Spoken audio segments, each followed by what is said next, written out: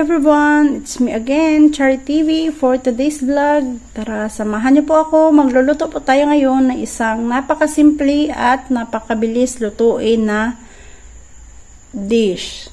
Bago po natin simulan, ito po yung mga ingredients na ating gagamitin. Meron po tayo ditong 750 grams na chicken thigh and legs. Meron po tayo ditong minced na onion, minced na garlic, soy sauce, star anise, at saka bay leaf. Ayan. Meron din po tayo ditong Filipino style na tomato sauce, at saka yung ating pinaka-special na ingredients is yung pineapple chunks. Kaya ayan, alam kong natatakam na po kayong malaman kung ano pong dish itong ating lulutuin sa ngayon. Kaya ayan, simulan na po natin. In our pan, i-mix lang po natin yung ating chicken.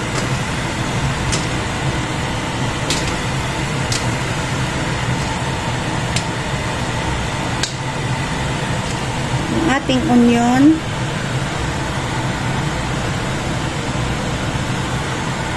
Itong ating garlic.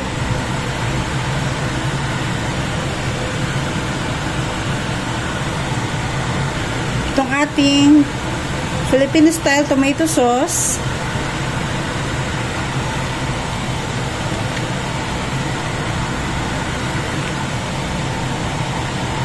Itong ating soy sauce. Itong ating na-reserve na pineapple syrup. Itong ating star anise. At itong ating bay leaf.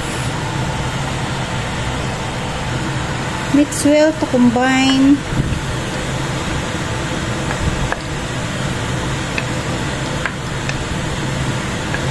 Make sure guys na hindi pa po naka-turn on yung ating apoy para hindi po ito mabilis masunog.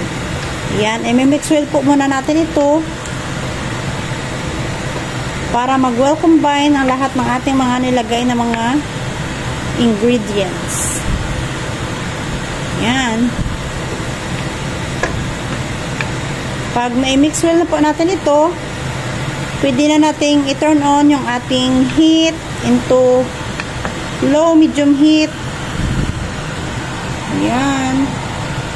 Yan. Ito-turn na po natin ito sa ating heat. Yan. I-simmer lang po natin siya. Comment mo nga sa baba kung taga saan ang lugar ka para alam ko kung hanggang saan naabot ang video na ito. Yan guys, while simmering, halo-haloin po natin para maiwasan po nating masunog ang ilalim ng ating chicken.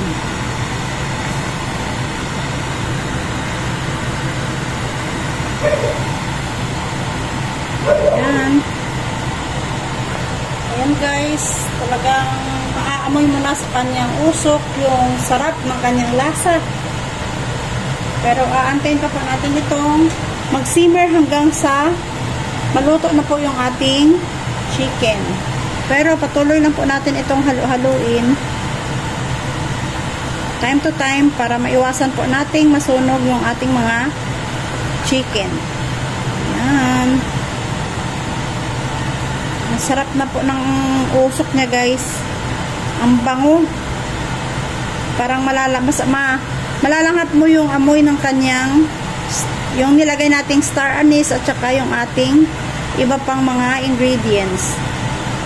Naglagay po tayo dito ng star anise dahil ito po ay isa sa ingredients na magdagdag po ng ating lasa at amoy nitong ating nilulutong ulam.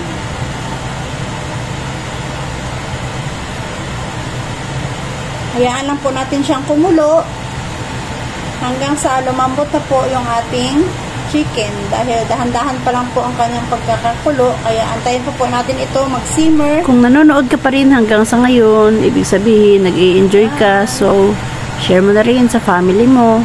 Dahil alam naman natin ang chicken ay madali lamang pong maluto. Kaya wag na lang po natin itong takpan. halo-haloin lang po natin ito time to time para maiwasan po talaga natin yung kanyang burn sa ilalim ng chicken. Dahil kung hindi natin ito hahaluin, yung sa bandang portion ng ating chicken is talagang didikit po yan. Kahit non-stick po yung ating ginamit, masusunog yung ibang portion ng kanyang chicken. Kaya ayan, mas mabuting halo-haloin po natin siya time to time.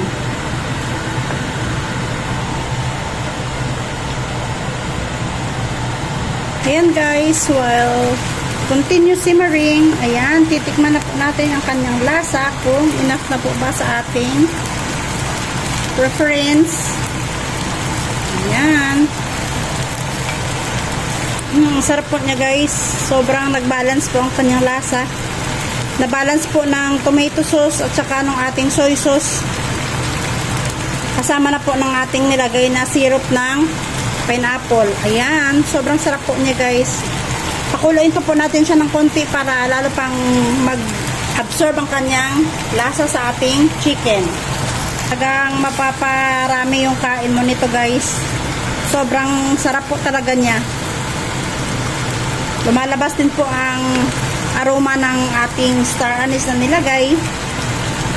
Kaya lalong bumango ang usok ng ating niluluto na ulam. Kaya ayan, sino makakaamoy talagang magtatanong kung anong ulam po ba yung ating niluluto sa ngayon, dahil amoy pa lang sarap na sarap ka na. Ayan, simmer pa natin siya ng konti. Ayan guys, after na natin itong simmer na lumambot na po yung ating chicken, ilalagay naman po natin itong ating pineapple chicken chunks. Ayan. Ayan, bali dalawang sachet po ang aking nilagay para mas lalo pong dumami at sumarap yung ating ulam, dahil napakasarap po kainin kapag marami po siyang pineapple. Ayan. At makakadagdag pa po ito sa pagpabalance ng ating flavor. Ayan na po siya guys. So, simmer lang po natin ito ulit ng another 2 minutes. Yan na yung kanyang itsura. Talagang nakakatakam na po siya. Ito yung nagpapadagdag sa kanyang aroma. Ayan, after ng 2 minutes, ito na po, luto na po yung ating napakasarap na ulam. Ayan, ready to serve. Huwag na po natin itong masyadong dry yung ating sauce, dahil pa lang ulam na. Kaya turn off na po natin ito sa ating heat and serve na po natin ito while it's hot.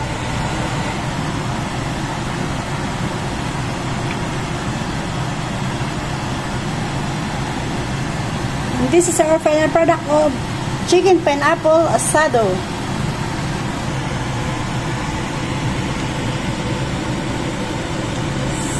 Guys, so very delicious, so awesome. Sa mga hindi pa nakapag-subscribe, subscribe na po kayo sa aking channel and hit the notification bell para updated po kayo sa mga bago nating upload ng mga videos. What a very good dish.